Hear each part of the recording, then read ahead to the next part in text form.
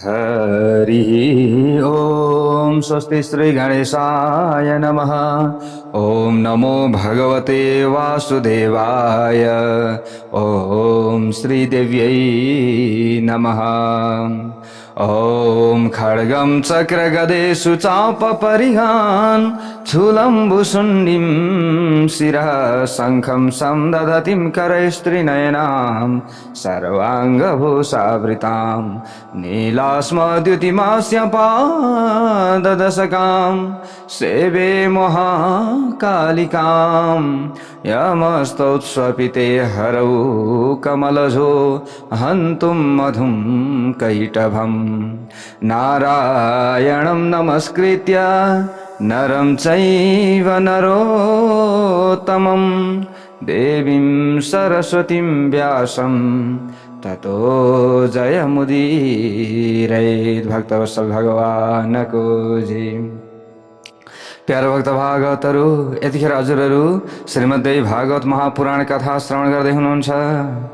यहाँनेरि जो शङ्खचूर्ण थिए, शङ्खचूर्णले देवताहरूलाई स्वर्गविहीन बनाएका थिए।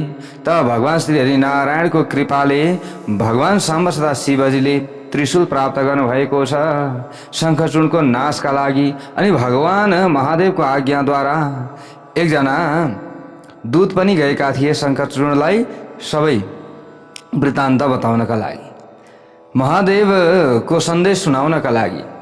दूतले भनेका थिए देवताहरूको राज्य स्वर्गलोक फिर्ता देऊ, होइन भने उहाँले तिमीलाई मार्नका लागि त्रिशूल लिनुभएको छ। त शङ्खचूर्णले भनेको थियो, ए दूत अहिले तिमी फर्केर जाऊ, अब युद्ध गर्नुपर्छ कि के गर्नुपर्छ, म भोलि नै शङ्कर भगवानलाई भेट्नका लागि आउनेछु, म शङ्करजीलाई भेट्न आउनेछु भनेर यसरी उत्तर दिए। गएर चाहिँ दूतले त्यही सुनाए। अब यता तुलसीलाई सबै कुरा सम्झाएर शङ्खचूर्ण आफ्नो घरबाट निस्किएको छ, प्रस्थान गरेको छ। पुष्पभद्रा नदीको तीरमा एउटा सुन्दर वरको रुख छ, त्यहाँ सिद्ध महात्माहरूको सिद्धाश्रम छ, त्यस स्थानलाई सिद्ध क्षेत्र भनिएको छ।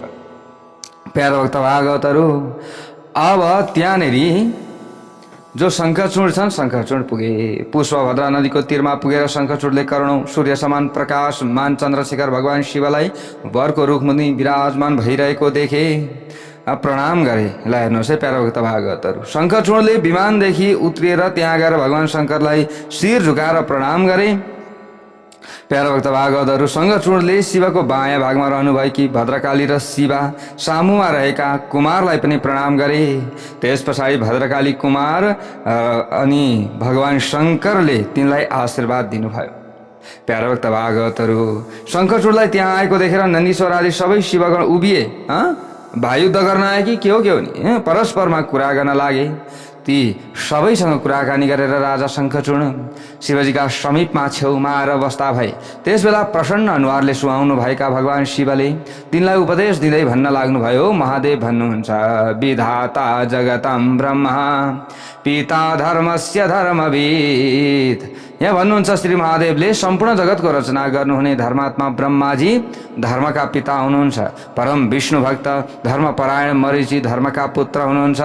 मरीचिका छोरा धर्मपरायण कश्यप हुनुहुन्छ। प्रजापति दक्षले खुसी भएर कश्यपलाई आफ्नी 13वटी कन्या सुम्पिदिएका थिए। हे शङ्खचूर्ण, उनै कन्याहरूमा एउटी अत्यन्त पतिव्रता कन्या दनु पनि हुन्, जो दानव वंशको सौभाग्य बढाउने नारी रत्न उनी भइन्। दनुका 40 छोरा भए, सबै तेजस्वी र बलिया दानवका रूपमा प्रख्यात थिए। ती पुत्रहरूमा महान बलवान र पराक्रमी पुत्र विप्रचित्ति थिए। त्यसको पुत्रको नाम दम्भ थियो।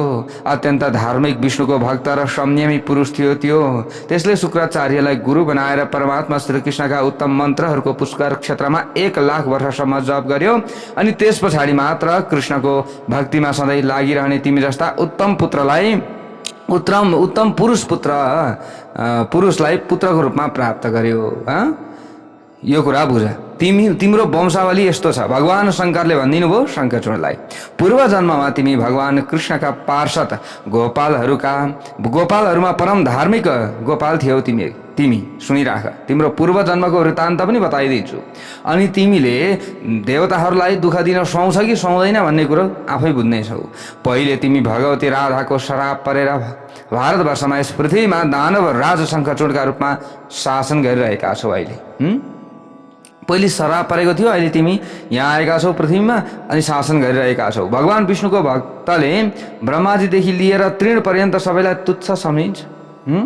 वैष्णव मानिस हरिको सेवा छाडेर सालोक्य, साष्टी, सायुज्य, सामिप्य नामक मुक्तिहरू प्रदान गर्दा पनि स्वीकार गर्दैन।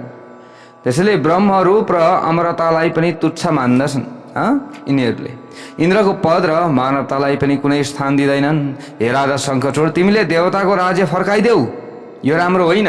मेरो प्रेमको रक्षा गर, किनभने अहिले म प्रेमी भएको छु, क्रोधित भएको छुइनँ। तिमी मेरो छेउमा आएर बस्यौ, प्रणाम गर्यौ, झुक्यौ, मैले तिमीलाई उपदेश दिँदैछु। यदि म कहाँ आएर शस्त्र उठाएका थियौ भने म शस्त्रले उत्तर दिन्थेँ। तिमीले झुक्यौ, म त्यही अनुसार प्रेमले प्रेम दर्शाउँछ।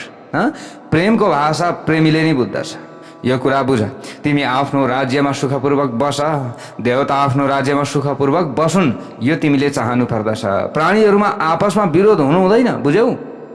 किनकि सबै तिमीहरू एउटै कश्यप मुनिका वंशज पनि हौ, फेरि अरू पनि होइनौ। पिता त एउटै हुन्, बुवा त एउटै हुन्, आमा फरक भए पनि। त्यसै कारणले गर्दा बुझ, ब्रह्म हत्या आदि कर्मबाट लाग्ने जति किसिमका पाप छन्, ती पाप जाति द्रोह, वंश द्रोह गर्नेलाई लाग्दछ। वंशद्रोह गर्ने पापको 16औं कला बराबर पनि हुँदैन, यसरी बताइएको छ, बुझिराख। भगवान शङ्करले यसरी सम्झाउनु भयो प्यारा भक्त भागवतहरू। हे दानवराज, यदि तिमीले यसलाई आफ्नो सम्पत्तिको हानि हुने मान्दछौ भने विचार गर। संसारमा कसको सम्पत्ति सधैँ एकनाश रहेको छ र? केही चिज पनि एकनाश हुँदैन, यो कुरा बुझिराख। यसरी विविध प्रकारको यहाँनिर दृष्टान्त दिनुभयो प्यारा भक्त भागवतहरू। पूर्णिमा तिथिमा चन्द्रमा पूर्ण अवस्थामा रहन्छन्, होइन? अब चन्द्रमाले पनि त चाहन्थे नि पूर्ण देखिरहँ, सबैले मान्थे, तर त्यो पनि चन्द्रमाको कला पनि घट्दै जान्छ, क्षय हुँदै जान्छ। यो कुरा बुझ्छ। त्यसैले स्थिर रहने यहाँ कुरा केही पनि छैन। अहिलेको समयमा भगवान वामनद्वारा राज्य हरण गरिनाले श्रीविहीन भएका राजा बलि पातालमा छन्। भविष्यमा तिनै सुतल लोकका राजा हुनेछन्। सबैकी आधार भनेकी पृथ्वी कलाको प्रभावले कहिले धनधान्यले सम्पन्न बन्दछिन्, कहिले धनधान्यले सम्पन्न हुँदैनन्, कहिले जलमा डुब्दछिन्, कहिले हराउँदछिन्। यो कुरा पनि बुझिराख। आज तिमीहरूले राज्य पाएका छौ, अब यो देवताहरूलाई देऊ। अब देवताहरूको मात्रै पनि स्थिर हुँदैन, तिम्रा जाति वंशले पनि पाउँछन् पछि गएर।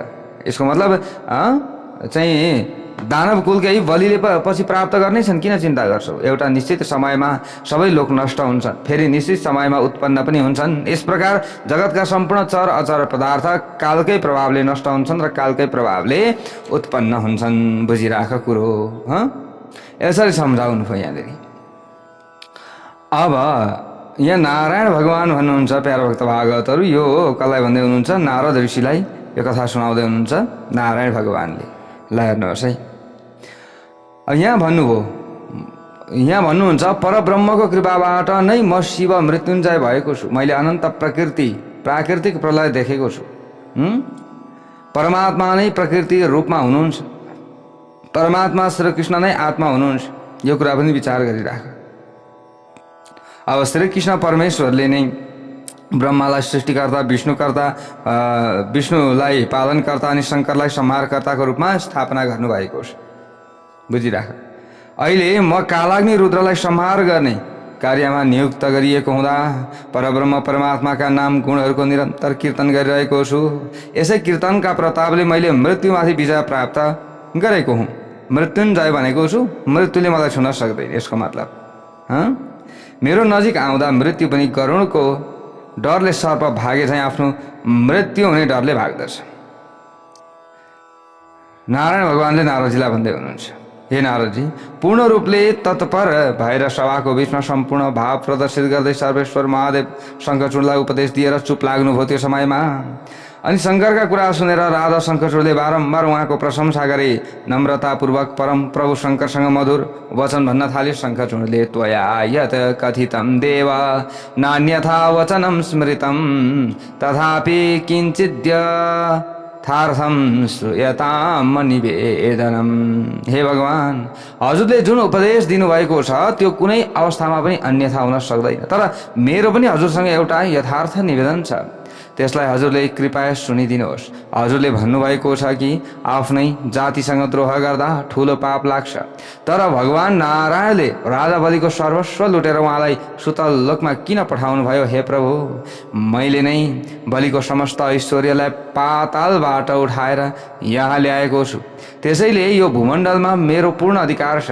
त्यसबेला बलिलाई सुतल लोकबाट ल्याउन कुनै पुरुष समर्थ थिएन, किनकि भगवान हरि गदा हातमा लिएर बलिको रक्षा गरिरहनु भएको थियो। अर्को कुरा, देवताहरूले हिरण्यकश्यप सहित हिरण्याक्षको वध किन गरे र देवताहरूले शुम्भ आदि असुरहरूलाई किन मारे? यसै गरी प्राचीन कालमा समुद्रको मन्थन गर्दा प्राप्त भएको अमृतलाई देवताले मात्रै किन पान गरे, हामीलाई किन भेद गरियो? समुद्र मन्थनको कष्ट त हामी दानवले पनि त गरेका थियौँ नि, होइन र? अमृत रूपी फलको भोग भने देवताहरूले मात्रै गरे। त्यो समयमा यो विश्व प्रकृति स्वरूप परमात्माको क्रीडास्थल हो, त्यो ठिक छ, म पनि मान्दछु। भगवानले जसलाई जहाँ जति सम्पत्ति दिनुहुन्छ त्यो त्यसबेला त्यसैको हुन्छ। कुनै निमित्तलाई लिएर देवता र दानवहरूको बिचमा विवाद सधैँ हुँदै आएको छ। कुनै समयमा देवताको जित हुन्छ, कुनै समयमा हार हुन्छ। समयअनुसार कहिले दानवको जित हुन्छ त कहिले हार हुन्छ। यस्तो स्थितिमा देवता र दानवहरूलाई कश्यप ऋषिका सन्तान हौ, बन्धु हौ भनेर हजुरले हामीहरूको विरोधलाई बिचमा मिलाउने प्रयास गर्नु अर्थहीन छ। यदि यसबेला हामी दानवहरूका साथ देवताहरूले हाम्रो साथमा देवताहरूले युद्ध गर्दछन् भने त्यो देवताका लागि लज्जास्पद हुनेछ, किनकि हामी जित्नेछौँ। हाम्रो जित भएपछि पहिले भन्दा धेरै दानवहरूको यश फैलिनेछ। हामी हार्यौँ भने हजुरको मानहानि हुनेछ। के छ, किनभने हजुरका साथमा आएका छन् देवताहरू। हामीले जित्यौँ भने चाहिँ दानवहरूको चाहिँ यश फैलिनेछ, हामीले हार्यौँ भने हजुरको मानहानि हुनेछ। हे नारदजी, यहाँ भगवान श्री हरि विष्णु भन्नुहुन्छ, शङ्खचूडका यस्ता कुरा सुनेर 3 नयनले सुहाउनु भएका भगवान शङ्करले हाँस्दै दानवराज शङ्खचूडलाई उचित उत्तर दिन थाल्नुभयो। महादेव भन्नुहुन्छ, युष्माभिः सह युद्धे मे ब्रह्मवंश समुद्भवहि कालजा महति राजन्न कीर्तिर्वा पराजय। हे दानवराज शङ्खचूड, सुन, ब्रह्माजीको वंशमा उत्पन्न भएका तिमीहरूसँग युद्ध गर्दा मैले किन लज्जा अनुभव गर्ने? मैले युद्ध तिमीहरूसँग त लज्जा अनुभव हुन्छ मलाई? तिमीहरूसँग हार्दा मेरो के अपकीर्ति हुन्छ? हे राजा, योभन्दा पहिले पनि मधु र कैटवसँग नारायणको युद्ध भइसकेको छ। एक पटक नारायणका साथमा हिरण्यकश्यपको युद्ध भइसकेको छ। पछि नारायणले हातमा गदा लिएर हिरण्याक्षका साथ पनि युद्ध गर्नुभएको छ। मैले पनि प्राचीन समयमा त्रिपुरासुरका साथ युद्ध गरिसकेको छु। यसै गरी प्राचीन समयमा शुम्भ आदि दानवहरूका साथ सबैकी ईश्वरी, सबैकी आमा परा प्रकृति भगवती भुवनेश्वरीले पनि विचित्र युद्ध गरिसक्नु भएको छ। तिमी त परमात्मा श्रीकृष्णका प्रधान पार्षदको पदमा रहेका छौ। जुन जुन दैत्य मारिए ती तिमी जस्ता थिएनन्। हे शङ्खचूड, तिमीसँग युद्ध गर्नमा मलाई कुनै लाज लाग्ने छैन। सबै देवता श्रीहरिको शरणमा गएका थिए। देवताहरूको सहायताका लागि भगवान नारायणले मलाई पठाउनु भएको हो। तिमीले देवताको राज्य फिर्ता गर, यो मेरो निश्चित वचन हो। तिमीले फिर्ता गर्नै पर्छ। फिर्ता गर्दैनौ भने मसँग युद्ध गर, भगवानले भन्नुभयो। अरू व्यर्थ कुरामा बाणीको दुरुपयोग गरेर के लाभ हुन्छ? पहिले त तिमी म कहाँ आएर झुक्यौ र मैले राम्रो कुरा गरेको। अब होइन, युद्धै चाहेको भए त युद्ध गर्नु पर्यो नि त, होइन? ल हेर्नुहोस् है, भगवानले यस्तो भन्नुभयो। शङ्खचूडलाई उपदेश दिएर भगवान शङ्कर चुप लाग्नुभयो। अब धेरै बोलिरहनु पनि राम्रो हुँदैन। शङ्खचूड पनि आफ्ना मन्त्रीहरूका साथ छिट्टै उठेर प्रस्थान गर्न लाग्यो। अब कुरो त यहाँ त अलिकति गम्भीर भयो। ल हेर्नुहोस् है प्यारा भक्त भागवतहरू, अब यहाँ भगवान श्री हरि नारायण भन्नुहुन्छ, शिवम, यहाँ भन्नुहुन्छ प्यारा भक्त भागवतहरू, शिवम प्रणम्य शिरसा दानवेन्द्र प्रतापवान समारोहयानम च सहामात्यैः सह सत्वरः।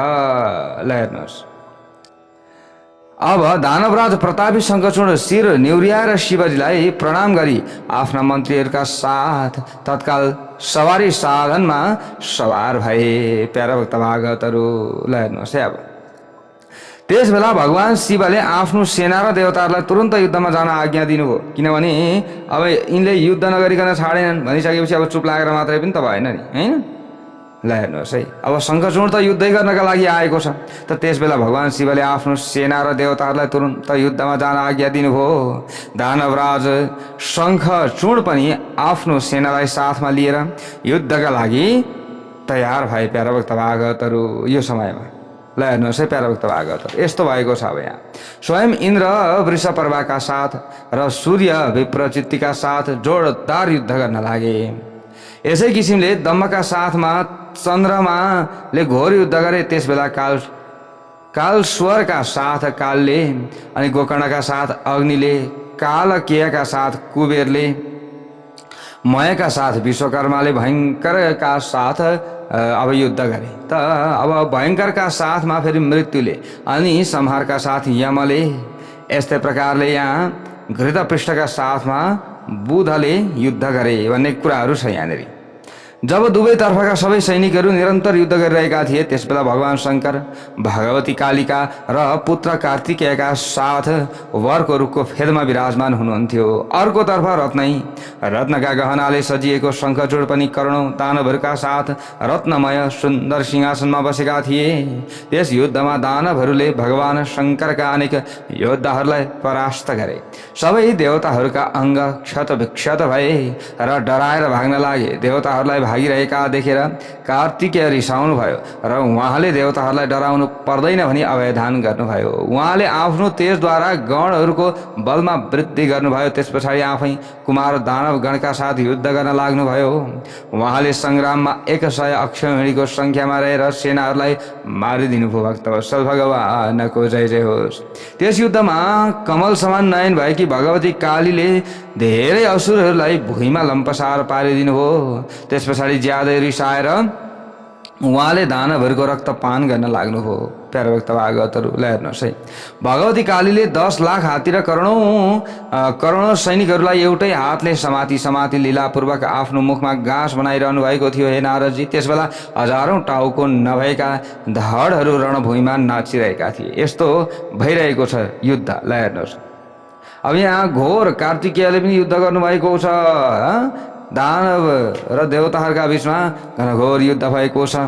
प्यारा भक्त भागवतहरू, अब यहाँनिर कुमारसँग शङ्खचूडको पनि वध भएको लडाइँ भएको छ। हेर्नुहोस् है, अब शङ्खचूड पनि कमको थिएन। प्यारा भक्त भागवतहरू, अब यहाँनिर शङ्खचूडले प्यारा भक्त भागवतहरू, अब त्यस बेला यहाँ भगवती पनि युद्धमा हुनुहुन्छ नि त। भद्रकालीले कार्तिकेयलाई आफ्नो काखमा लिनुभएको यहाँ युद्धको बेलामा यी कुराहरू पनि छन्। प्यारा भक्त भागवतहरू, यहाँनिर ल हेर्नुहोस्, कार्तिकेयको रक्षाका लागि भगवती खटिनु भएको थियो भन्ने कुरा छ भद्रकाली। ल हेर्नुहोस् है, बहुत भीषण युद्ध भएको छ। अब भद्रकालीलाई देखेर शङ्खचूर्ण पनि छिट्टै युद्धको मैदानमा आए। दानवहरू डराइरहेका थिए। त्यो देखेर शङ्खचूर्णले तिनलाई अभय प्रदान गरे। ल हेर्नुहोस् है, अब कालीले शङ्खचूर्णमाथि मन्त्र उच्चारण गर्दै नारायणास्त्र प्रयोग गरिन्। ल हेर्नुहोस्, नारायणास्त्र देख्न साथ शङ्खचूर्णले रथबाट भुइँमा झरेर त्यसलाई प्रणाम गरे। प्रलयकालको अग्निको ज्वाला समान चहकिलो नारायणास्त्र कसैलाई प्रहार नगरिकन माथिबाट उडेर गयो। अब ल हेर्नुहोस्, प्रणाम गरिदिए। अब त्यस पछाडि कालीले ठुलो मेहनत गरेर मन्त्र उच्चारण गर्दै ब्रह्मास्त्र प्रयोग गर्नुभयो। शङ्खचूडले पनि आफ्नो ब्रह्मास्त्रद्वारा त्यसलाई शान्त तुल्याए। कहाँ कमीको थियो। ल हेर्नुहोस् है प्यारा भक्त भागवतहरू, भगवती भद्रकालीले वैशाख जेठ महिनामा मध्याह्न समयको सूर्य समान तेजस्वी खड्गले प्रहार गर्नुभयो। दानवराज शङ्खचूडले आफ्नो दिव्यास्त्रद्वारा खड्गका चाहिँ 100 करोडौं टुक्रा बनाए। ल हेर्नुहोस्, भगवतीले पनि सकिराख्नु भएको छैन, त्यस्तो बलशाली छ यो। अब हेर्नुहोस् है, अब त्यस पछाडि देवीले शङ्खचूडलाई समातेर धेरै बेरसम्म रिङ्गाउनु भयो, भनेको घुमाउनु भयो। रिसाएर अत्यन्त वेगपूर्वक तिनलाई आकाशतिर फ्याँकिदिनु भयो। ल हेर्नुहोस्, अब भद्रकालीलाई प्रणाम। अब त्यस पछाडि प्रतापी शङ्खचूड आकाशबाट ठुलो बेगले भुइँमा ढले। भुइँमा ढलिसकेपछि फेरि तुरुन्तै उठेर भद्रकालीलाई प्रणाम गरी अत्यन्त सुन्दर रत्नले बनेको विमानमा खुसी हुँदै सवार भए शङ्खचूड। उनले सङ्ग्रामको मैदानमा अलिकति पनि विश्राम गरेनन्। ल हेर्नुहोस्, कति बलशाली रहेछ। अब यहाँनिर एकले अर्कालाई ललकारेका छन्। युद्ध भएको छ भन्नुहुन्छ नारायण भगवान। शिवस्तत्त्वं समाकर्ण्यं तत्त्वज्ञान विशारदः ययो स्वयं च समरे स्वगणैः स नारद। पूर्ण तत्त्वज्ञानी भगवान शिव भद्रकालीका सबै कुरा अब यहाँनिर अब चाहिँ वध गर्नुहोस् भन्ने कुरा भद्रकालीले गरिन्, अन्य देवताहरूले पनि गरे। यो कुरा सुनिसकेपछि आफ्ना गणहरूलाई साथमा लिई सङ्ग्राम गर्न जानुभयो।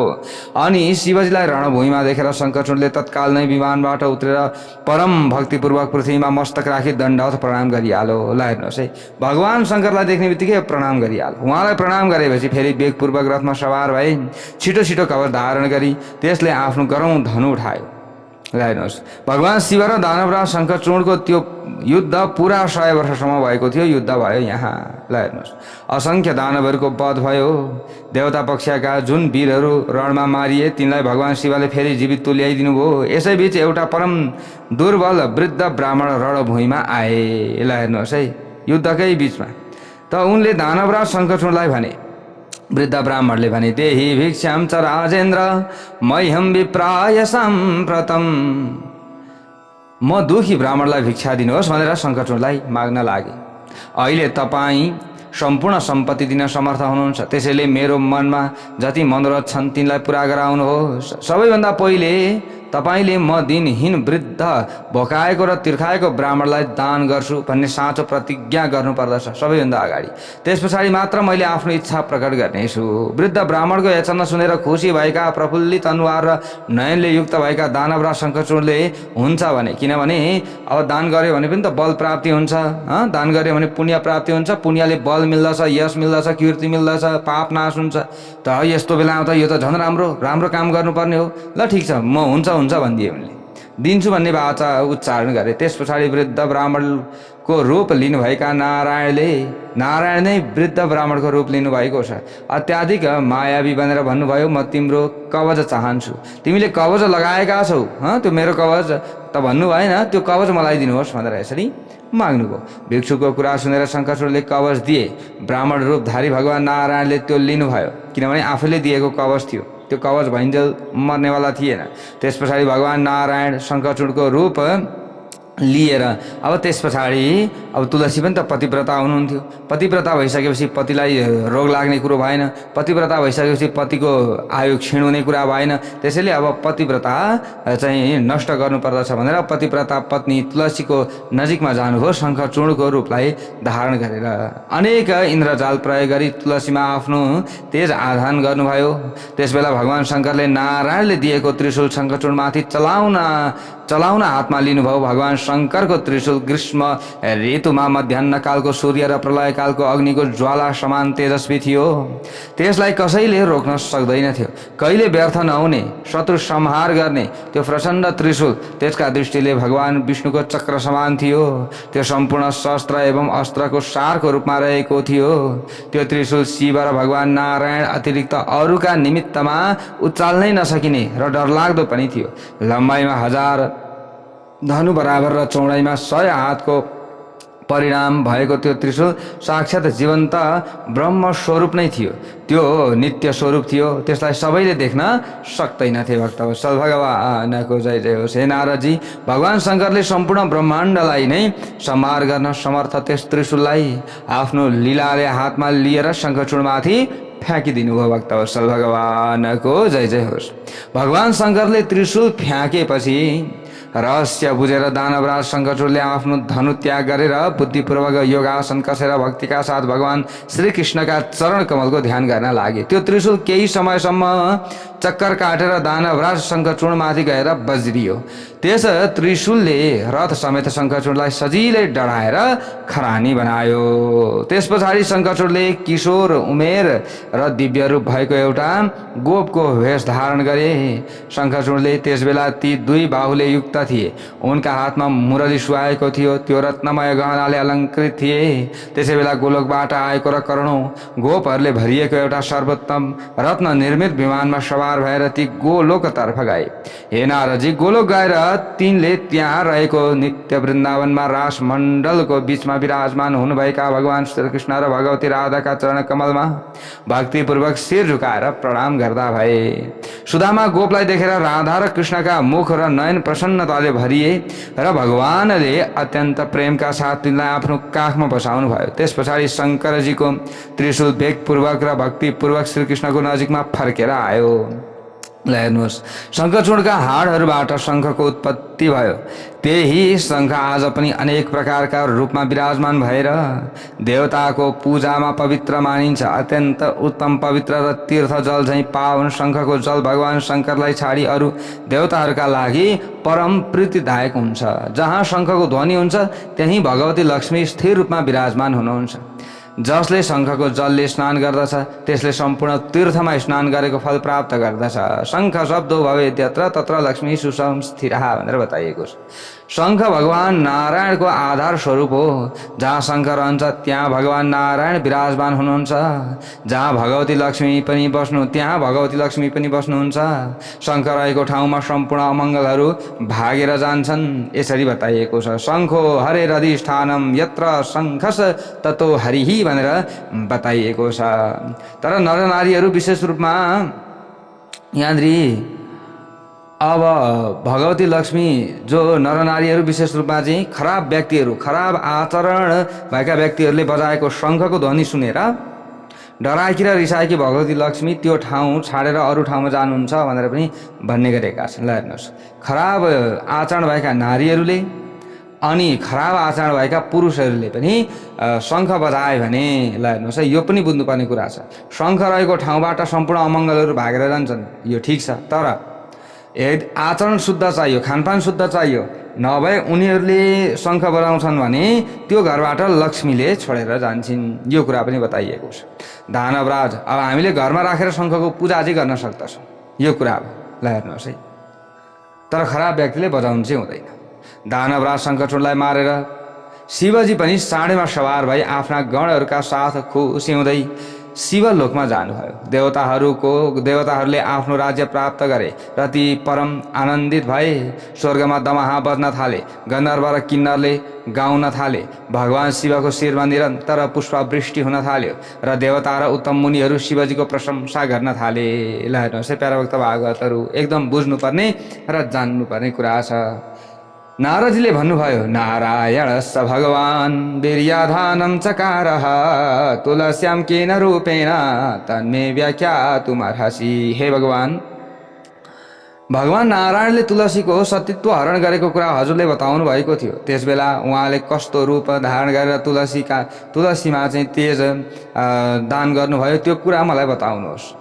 भनिसकेपछि नारायण भगवानले भन्नुहुन्छ, नारायण स भगवान देवानां साधनेषु च। हे नारदजी, देवताहरूको कार्य सिद्धिमा तत्पर रहनुहुने भगवान श्रीहरि वैष्णवी मायाद्वारा शङ्खचूडको कवच लिएर फेरि शङ्खचूडकै रूप धारण गरी उनकी पत्नी तुलसीको पातिव्रत्य धर्म नाश गरेर शङ्खचूडलाई मार्ने इच्छाले पतिव्रता तुलसीको घरमा जानुभएको थियो। उहाँले तुलसीको घरको मूल ढोकामा गएर दमाहा बजाउन लाग्नुभयो र तिनको द्वारमा जय जयकार गराएर सुन्दरी तुलसीलाई उनका पति शङ्खचूड विजयी भएर आएका छन् भन्ने कुरा सङ्केत गर्नुभयो। हेर्नुहोस् है, त्यो मर्नुभन्दा अगाडि भगवान नारायण शङ्खचूड भनेर जाँदाखेरिको यो प्रसङ्ग हो। दमाहाको आवाज सुनेर पतिव्रता तुलसी परम आनन्दित भइन्। अत्यन्त आदरका साथ पतिको दर्शन गर्ने इच्छाले झ्यालमा बसेर राजमार्गतर्फ हेर्न लागेकी थिइन्। शङ्खचूडको रूप लिनुभएका हरि गृह प्रवेश गर्न लाग्दा तुलसीले ब्राह्मणहरूलाई धन दिएर मङ्गलाचार गराइन् अनि बन्दीजन, भिक्षुक र स्तुति पाठकहरूलाई धन प्रदान गरिन्। त्यस पछाडि भगवान श्रीहरि रथबाट उत्रेर जो मायामयी शङ्खचूड देवी तुलसीको सुन्दर आकर्षक र अमूल्य रत्नद्वारा निर्मित भवनमा जानुभयो। ल हेर्नुहोस् है प्याराभक्त भागवतहरू, अब यहाँनिर तुलसीले त्यो समयमा भनिन्, असङ्ख्य विश्व संहर्ता, हे प्रभु असङ्ख्य ब्राह्मणहरूलाई संहार गर्नुहुने शिवजी जो असङ्ख्य ब्रह्माण्डलाई चाहिँ, यहाँ अलिकति फेरि मिस्टेक भएछ, ब्राह्मणहरूलाई होइन ब्रह्माण्डलाई, जो असङ्ख्य राक्षसहरूलाई असङ्ख्य चाहँदाखेरि ब्रह्माण्डहरूलाई चाहिँ नाश गर्नुहुने भगवान शिवजीका साथमा हजुरले कसरी युद्ध गर्नुभयो र कसरी विजय प्राप्त गर्नुभयो, यो त हुन नसक्ने कुरो कसरी भयो? हे कृपा सागर मलाई बताउनुहोस्। तुलसीका वचन सुनेर शङ्खचूडको रूप धारण गर्नुभएका लक्ष्मीका प्यारा श्रीहरिले उनीसँग हाँस्दै अमृतमय वचन भन्नुभयो, आवयो हो समरह कान्ते पूर्णमब्दम बभुवः। हे प्रिया, हामी दुईजनाको युद्ध पुरै 1 वर्षसम्म भइरह्यो। हे कामिनी, त्यस युद्धमा सबै दानवहरूको विनाश भयो। त्यसबेला त्यसबेला आफै ब्रह्माजीले हामी दुईमा प्रेम गराइदिनु भयो अनि ब्रह्माजीकै आज्ञाले मैले देवताहरूलाई उनीहरूको सम्पूर्ण अधिकार फर्काइदिएँ। ल हेर्नुहोस्, अब मैले विजय गरेँ, मैले जितेँ भनौँ भने त यो सम्भवको कुरै भएन। अब यसरी यहाँ कुरा मिलाउनु हो। त्यस पछाडि म आफ्नो घर आएको छु, भगवान् शिव पनि आफ्नो लोकमा जानुभएको छ। यसरी वचन सुनाएर जगन्नाथ लक्ष्मीपति श्रीहरि अब त्यहाँ रहनुभयो र त्यहाँ रहेर चाहिँ तुलसीको चाहिँ सतीत्व हरण गरिदिनु भयो। त तुलसीले भने अब ल हेर्नुहोस् है, अब त्यस बेला पतिव्रता तुलसीले आफ्नो मनले विचार गरेर केही कुरा थाहा पाइन् र सोध्न लागिन्। तुलसीले भने को वा त्वम वद मायेश भुक्ताहम माया त्वया। अब सतीत्व हरण गरिसकेपछि त थाहा पाइन्। तपाईँ को हुनुहुन्छ, मलाई सही सही बताउनुहोस्। तपाईँले छल गरेर मेरो पातिव्रत्य धर्मनाश गर्नुभएको छ, त्यसैले म तपाईँलाई श्राप दिन्छु।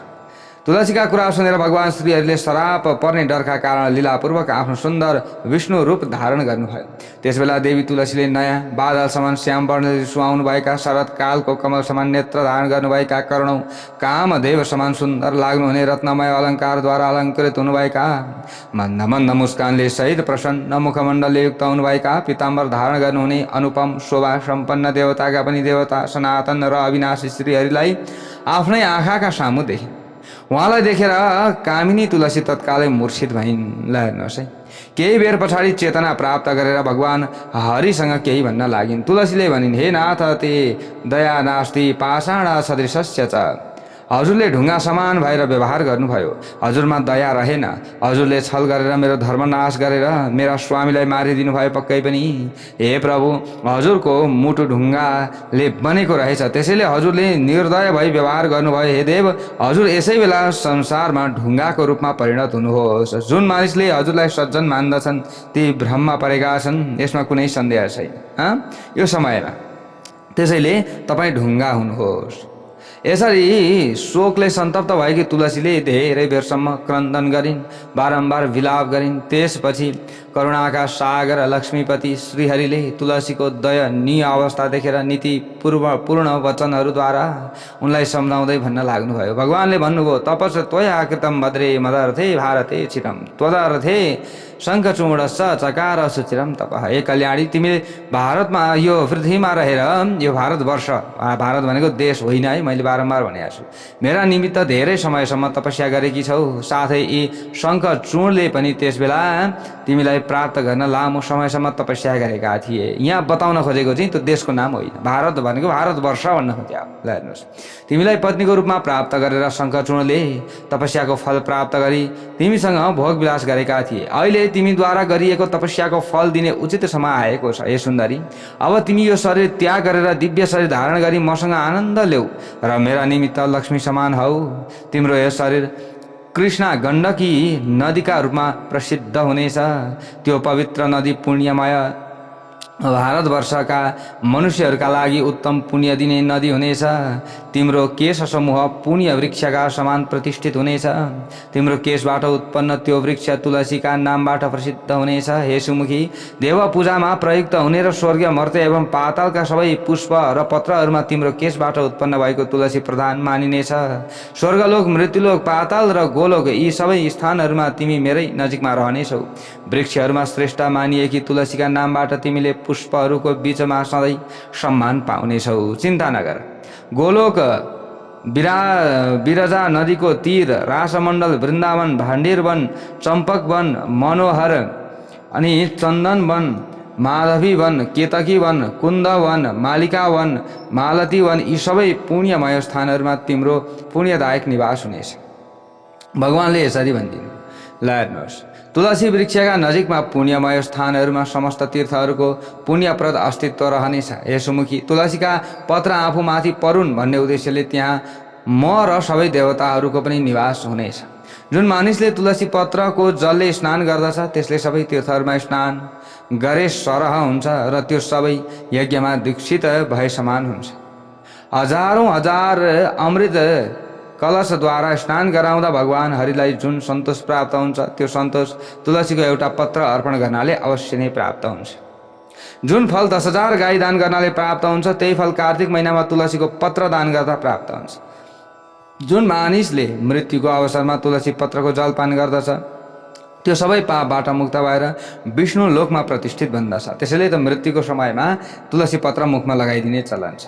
तुलसी पत्र तोयम च मृत्यु काले च यो लभेत भनेर बताइएको छ। जुन मनुष्य प्रतिदिन भक्तिपूर्वक तुलसीको जल ग्रहण गर्दछ त्यो 1,00,000 अश्वमेध यज्ञबाट पाइने पुण्य सजिलै उसले प्राप्त गर्न उस समर्थवान बन्दछ। जुन मानिसले हातमा तुलसी लिएर अथवा शरीरमा धारण गरेर तीर्थहरूमा प्राण त्याग गर्दछ त्यो विष्णु लोकमा जान्छ।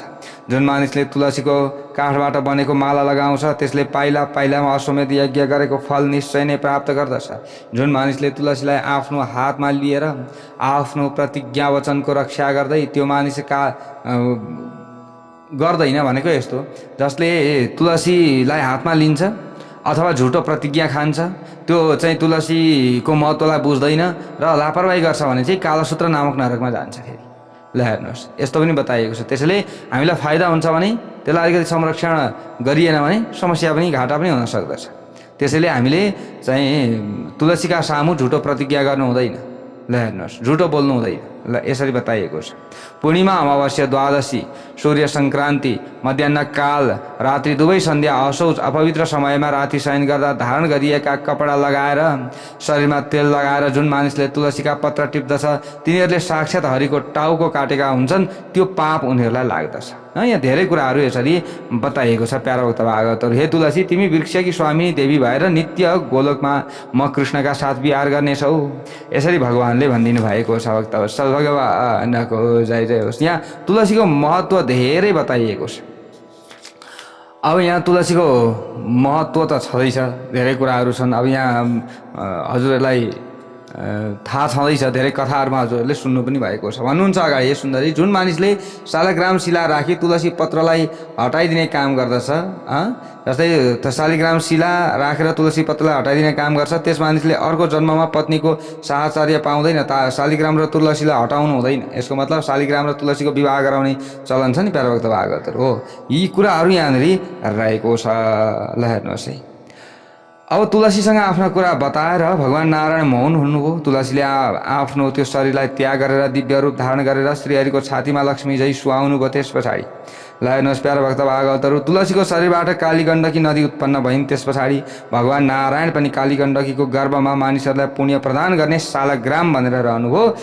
नेपालको काली गण्डकी हजुरहरूले जानु पनि भएको छ। काली गण्डकीमा रहेर चाहिँ रहने जो काली गण्डकीमा रहेका किराले कालो वर्णको शिलालाई काटी काटी अनेक रूपमा परिणत गराउँछन्। जुन जुन शिलाहरू कालीको जलमा पर्दछन् ती निश्चित रूपमा उत्तम फलदायक हुन्छन्। जुन शिलाहरू धरतीमै रहेका हुन्छन् ती सूर्यको तापका कारण पहेँला हुँदै जान्छन्। यस्ता शिलालाई पिङ्गला शिला भन्नुपर्दछ। यसरी नै यहाँनिर बताइएको छ। यसरी यहाँ भन्नुहुन्छ, मैले तपाईँका सामु शालग्राम र तुलसीको सम्पूर्ण प्रसङ्ग बताएँ, अब तपाईँ के सुन्न चाहनुहुन्छ भनेर यसरी भगवान श्रीहरि नारायणले नारदजीलाई भन्दै हुनुहुन्छ। अब अगाडि गएर नारदजीले के भन्नुहुन्छ अर्को भागमा श्रवण गर्न पाउनुहुनेछ। जय बोलौँ जगत जननी दुर्गा माता की जय।